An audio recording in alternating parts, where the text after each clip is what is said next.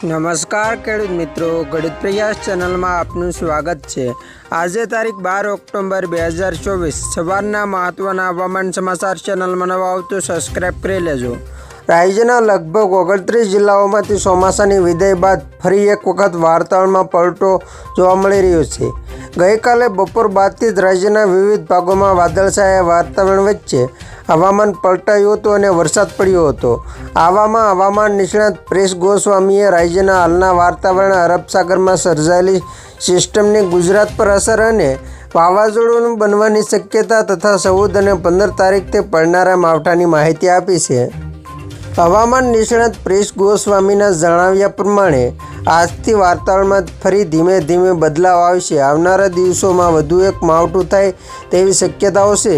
14 અને 15 ઓક્ટોબરથી લઈ 18 ઓક્ટોબર સુધીના માવઠાની તીવ્રતા વધારે હશે, તેના વિસ્તારો પણ વધારે હશે। અરબ સાગરમાં એક અસ્થિરતા ઊભી થઈ રહી છે। એક સાયક્લોનિક સર્ક્યુલેશન બનીને લો પ્રેશર અને વેલ માર્ક લો પ્રેશરની કેટેગરી સુધી જાય તેવી શક્યતાઓ છે। અત્યારે ઘણી જગ્યાએથી તમને એવી માહિતી મળતી હશે કે અરબ સાગરમાં એક વાવાઝોડું બનશે, પરંતુ તેનાથી કોઈ ડરવાની જરૂર નથી। કોઈ વાવાઝોડું બને તેવી શક્યતાઓ હાલ દેખાતી નથી અને આ એક પ્રકારની અસ્થિરતા છે અને એક વરસાદી સિસ્ટમ બનશે, તેના કારણે વાવાઝોડું બને તેવી શક્યતાઓ ખૂબ નહીવત છે। અરબ સાગરની સિસ્ટમ ગુજરાતથી ઘણી દૂરથી પસાર થશે, તે ઓમાન અથવા યમન તરફ જાય તેવી શક્યતાઓ વધુ છે। તેના કારણે 700 એસપીઆર લેવલે એક શિયર ઝોન બનશે, તેના કારણે ગુજરાતમાં વરસાદ પડી શકે છે। 14 અને 15 તારીખથી જે માવઠું પડવાનું છે તેની તીવ્રતા દક્ષિણ ગુજરાત અને સૌરાષ્ટ્રના દરિયાકાંઠાના જિલ્લાઓમાં વધુ જોવા મળે તેવી શક્યતાઓ છે। આ માવઠા દરમિયાન 1 થી 2 ઇંચ સુધીના વરસાદ પડી શકે છે। કોઈ જગ્યાએ વધુ ગાજવીજ અને તીવ્ર થંડરસ્ટોર્મ થઈ જાય તો ત્યાં 2 થી 2.5 ઇંચ સુધીનો વરસાદ પડી શકે છે।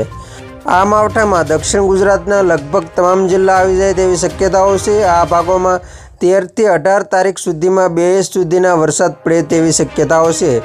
સૌરાષ્ટ્રના દરિયાકાંઠાના વિસ્તારોની વાત કરીએ તો ભાવનગર, અમરેલી, ગીર સોમનાથ, જૂનાગઢ, દ્વારકા, જામનગર, પોરબંદરમાં વરસાદની શક્યતાઓ રહેલી છે। તેની સાથે રાજકોટમાં પણ વરસાદની શક્યતાઓ છે।